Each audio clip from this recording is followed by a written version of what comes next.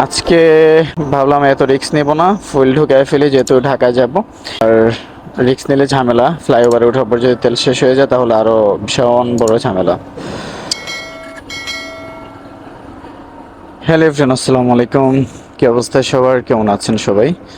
Good morning, আশা করি সবাই ভালো আছেন।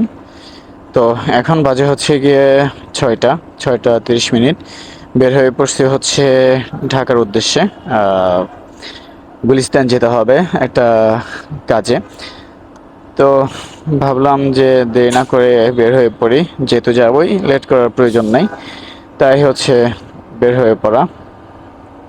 তো এখন আসি হচ্ছে এয়ারপোর্ট পাম্পে।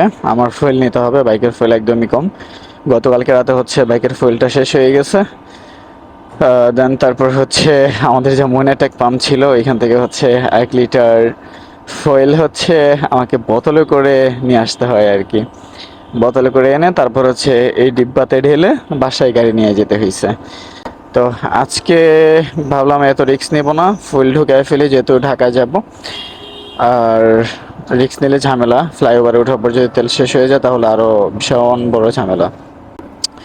তো এই আর কি, এখন হচ্ছে এয়ারপোর্ট আছে, ফুয়েলটা নিয়ে দেন তারপর হচ্ছে বাকি কথা বলি আপনাদের সাথে। আল্লাহ হাফেজ।